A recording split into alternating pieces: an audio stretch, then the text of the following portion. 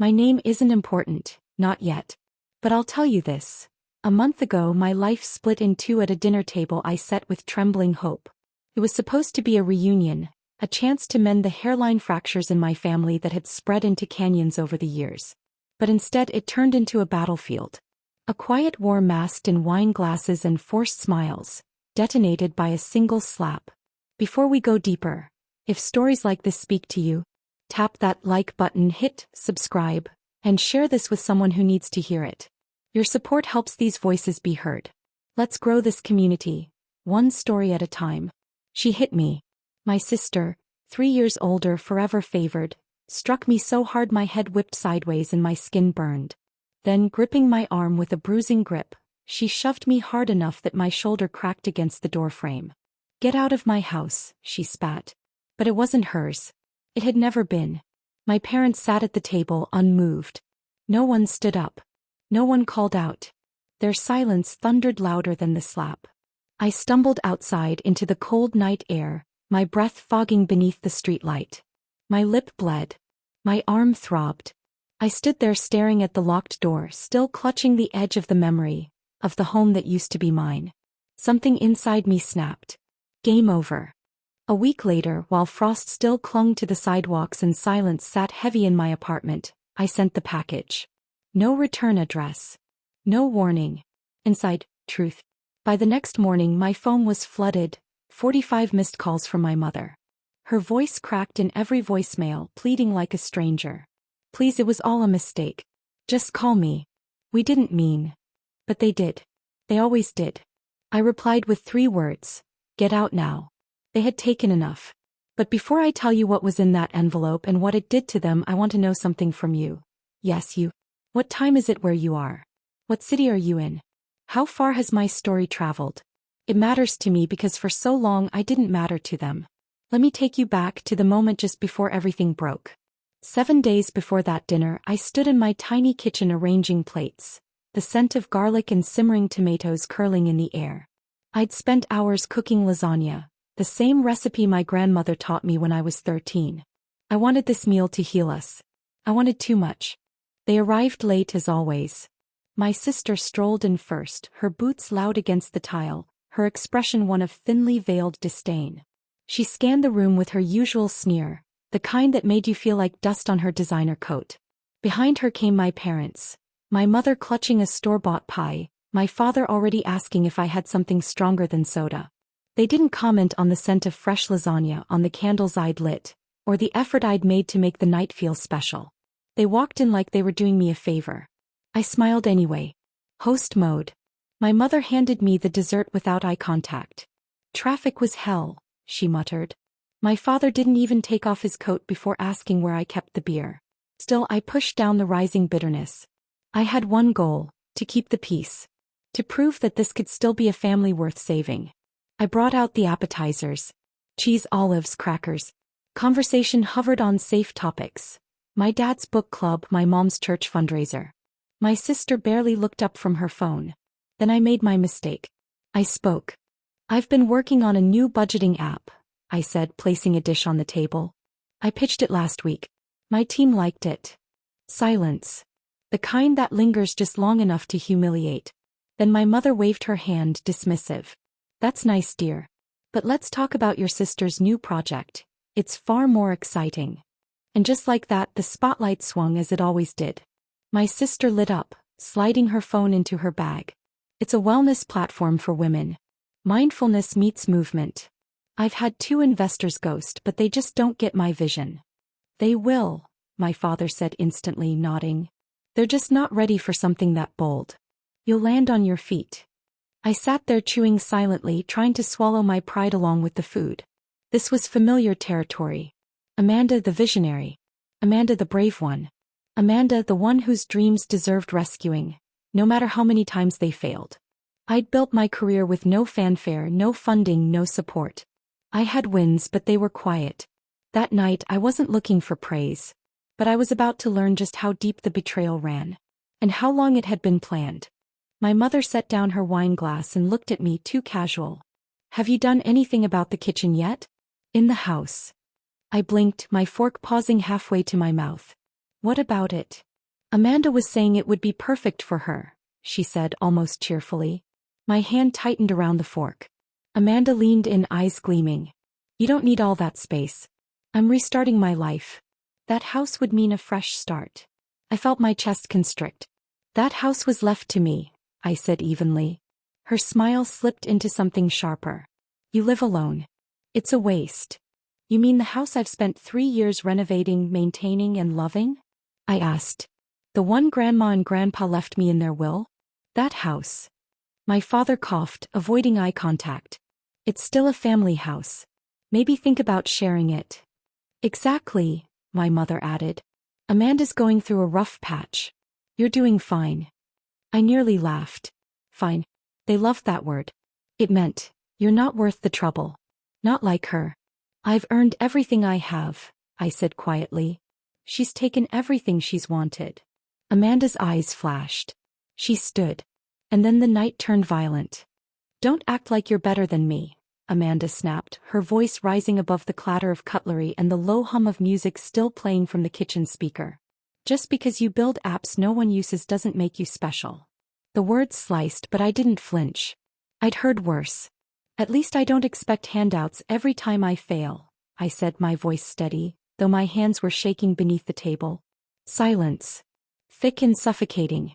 Then came the sound of her chair scraping back. Loud, ugly. She was on her feet. You selfish bitch, she hissed. And before I could stand, before I could move, her hand came down hard across my face. The slap echoed. My cheek stung hot and red. He grabbed my arm and shoved. Get out of my house, she yelled. I stumbled backward, hit the doorframe and tripped over the threshold. My body crashed onto the grass outside, scraping my elbow against the concrete. Behind me the door slammed shut. Inside my parents remained seated. Not a word. Not a sound. I lay there for a moment, the cold pressing into my spine, blood in my mouth. Then I stood up, brushed myself off and whispered, "It's done." The street was quiet. A single lamp flickered above me as I stood on the lawn of the home I once believed would anchor our family. My cheek burned, my arm throbbed, but the ache was nothing compared to what twisted in my chest. I stared at the locked door, my door, and felt something shift deep inside me. Not just anger. Not sadness. Something colder. Sharper. Resolve. I walked to my car with slow, deliberate steps and slid behind the wheel. My hands trembled as I pulled away from the curb, but my eyes never left the road. I didn't cry. Not yet. 10 minutes later, I sat in the corner booth of a dim coffee shop downtown, hands wrapped around a paper cup I couldn't bring to my lips. My phone buzzed beside me. It was Rebecca, my colleague, maybe the only person in my life who actually saw me. You okay? Call me. I hit dial. They want the house, I said, the words tumbling out. They think it's theirs. He didn't hesitate. Then you need to protect it. And yourself. Start digging, Melissa. Her voice grounded me. That night I opened my laptop. I wasn't backing down. At midnight I sat in my apartment, alone but no longer uncertain. My laptop glowed in the darkness, casting a pale light over scattered papers and my bruised arm. I pulled up the digital copy of the deed. Their names weren't on it. Just mine. Then I opened the file labeled, Last Will, Dorothy and Harold. Their voices echoed in my mind as I read it again. To our granddaughter, who showed us love when others brought only expectation. This home belongs to you. Protect it. Build with it. Never let them take what you've earned. My grandparents weren't wealthy people, but they'd given me everything that mattered. Time, knowledge, and faith when no one else had. The house had been valued at $200,000 when I inherited it 3 years ago. Now, nearly $1 million, thanks to the tech boom transforming the neighborhood into real estate gold. And that's when I understood. They didn't want the house out of nostalgia. They wanted its worth. The dollar signs. The inheritance they thought they deserved, but never lifted a finger to earn. I called Rebecca. We lock this down, she said. I know a lawyer. She doesn't lose. That was the beginning. Her name was Karen Walsh. Real estate attorney. Tough, no nonsense, and razor sharp. I called her the next morning, my voice low but certain. My sister attacked me. My parents backed her. Now they're trying to claim a house my grandparents left to me. I have the will and deed. Karen didn't flinch. Send me everything. will, deed, any proof of their occupancy. Washington law's clear on inheritance. Let's see what we're working with. By noon I had scanned every document and hit send. My hands didn't shake this time.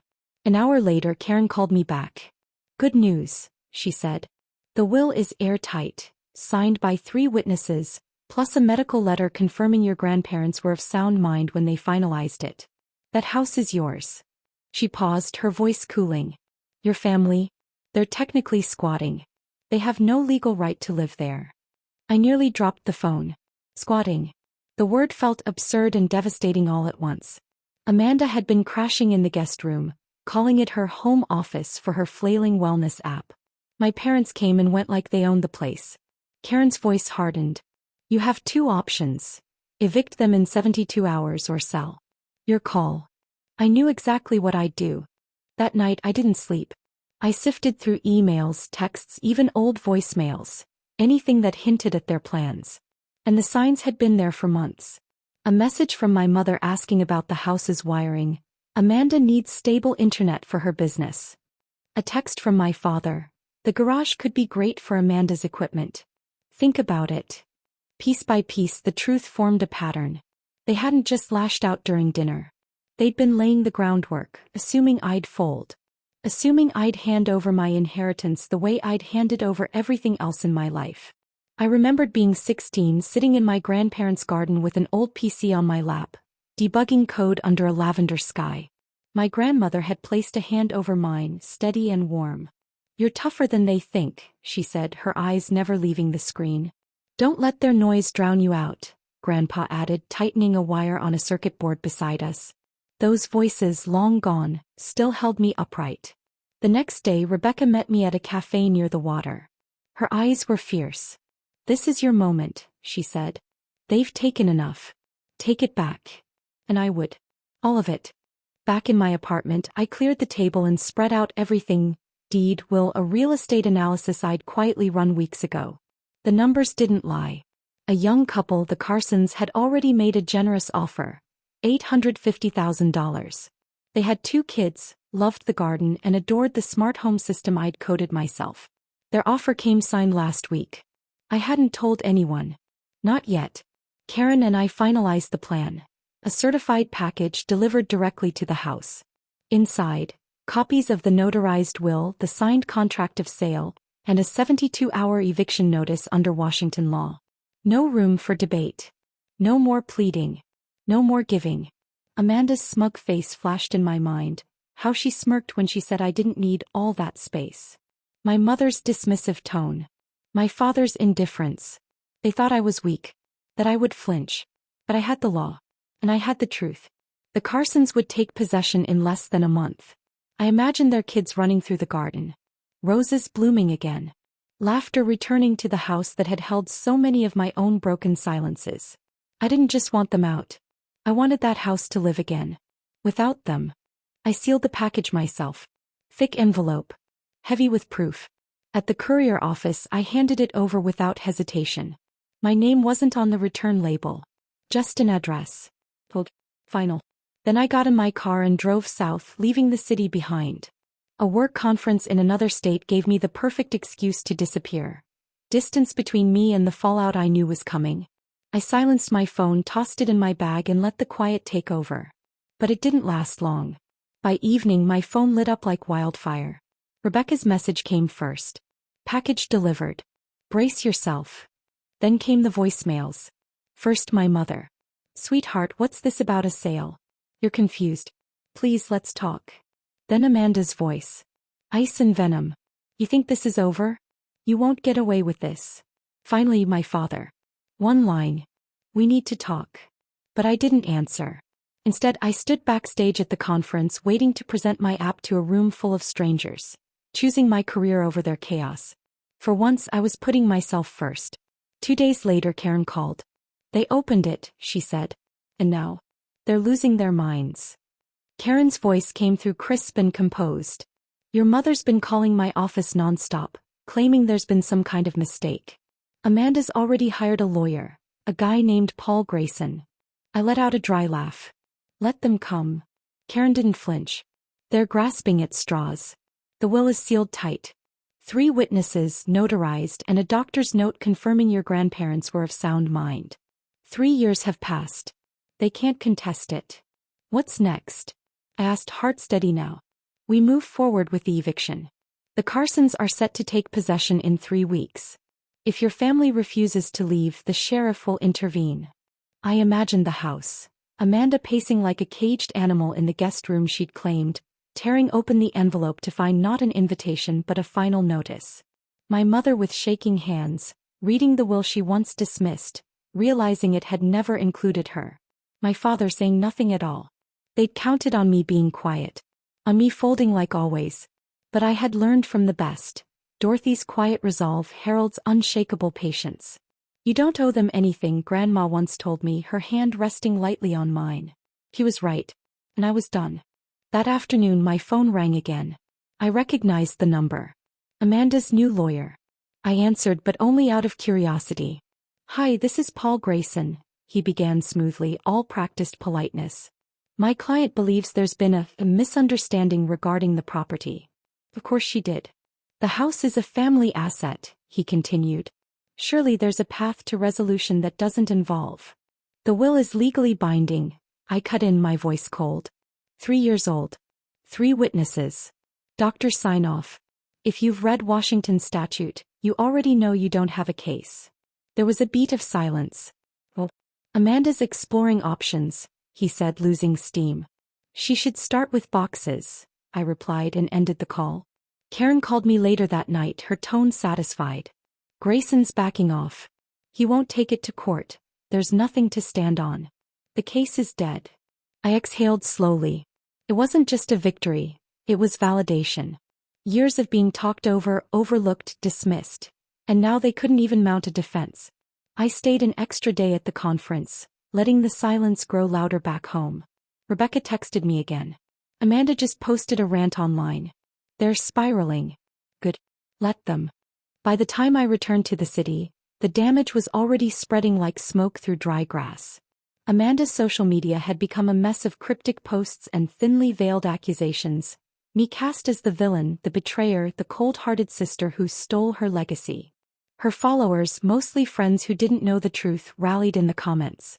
But then I posted one thing. A scan of the will, no caption. And silence followed. Cousins who'd messaged me in outrage went quiet. Aunts who had once praised Amanda's ambitions stopped replying altogether. The truth doesn't always roar. Sometimes it just waits, quiet and undeniable. But it wasn't just Amanda unraveling. 2 years ago, in a desperate bid to fund her startup, my parents had refinanced their home. They gambled on Amanda's dream like it was a sure thing. Now, with no bailout coming from me, the house of cards collapsed. They filed for Chapter 7 bankruptcy. Their home, the suburban fortress they flaunted, was foreclosed and listed publicly. They moved into a cramped rental on the city's outskirts. No more dinner parties. No more bragging at book club. Their kingdom had fallen. And for the first time I didn't feel guilt. I felt free. They lost more than just property. My mother was quietly dropped from her book club. No explanation, just silence. The women she once hosted tea for gone. My father's weekend golf outings dried up too. No one wanted to share a cart with Scandal. I watched from a distance as their carefully curated lives collapsed under the weight of their own choices. No press conference, no drama, just the slow, humiliating erosion of status. Rebecca and I met for lunch near the lake. She slid her phone across the table, showing me Amanda's latest post. A blurry photo of a dingy motel room. Caption, "This is what betrayal looks like." I took a sip of my coffee and said nothing. They're turning on each other now, Rebecca said, not even hiding her satisfaction. People in the neighborhood are whispering. Your parents' foreclosure made the local blog. I nodded, unmoved. For 32 years I'd been their afterthought. My needs were negotiable, my dreams disposable. They took from me without apology. Now they were finally feeling the consequences they'd never imagined could reach them. And I was done apologizing for winning a war I never wanted, but refused to lose. I got one last voicemail from Amanda. Her voice was cracked, not from tears but exhaustion, the kind that settles deep when every door starts closing.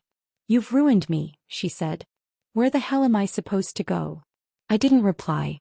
She had made her choices. Every cruel word, every entitled demand, every slap, both spoken and literal. Actions have consequences. Grandma taught me that. My mother texted me half a dozen times after that, each more desperate than the last. We need to fix this. Please. Just talk to me. You've made your point. I blocked her. Then came a message from my father. Just 5 words. You've gone too far, Melissa. I deleted it without reading it twice. The guilt they were trying to summon in me? It was old currency. I no longer traded in it. The local paper ran a story about the house sale, kept it anonymous, but the whispers reached our old neighbors. Some sent me messages quietly. Your grandparents would be proud. We remember how much you loved that garden. And then from the Carsons, photos of their 2 kids playing in the yard. The roses blooming wild and red. My breath caught. They had made it home. Just like I hoped. Rebecca and I met again, this time at a quiet cafe tucked between old bookstores and tech startups. She lifted her glass of iced tea and grinned. You flipped the script, she said. They thought they could break you. I raised my own glass, the faintest smile tugging at the corner of my mouth. They didn't realize I'd already been broken. They just gave me the reason to rebuild. The dominoes didn't fall because I pushed. They fell because they were never standing on anything solid.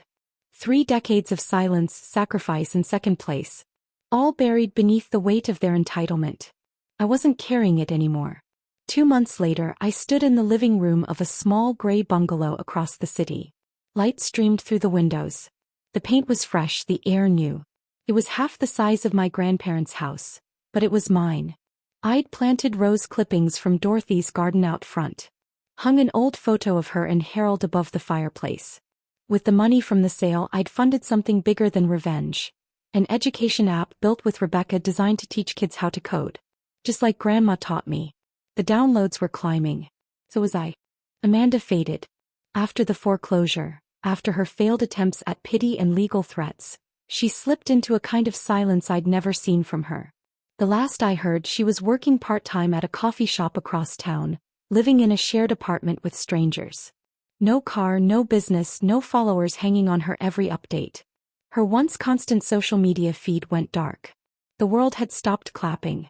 As for my parents, they vanished into their small rental like ghosts. Their once busy social lives dissolved. Patricia's book club stopped inviting her. Robert's coworkers stopped calling.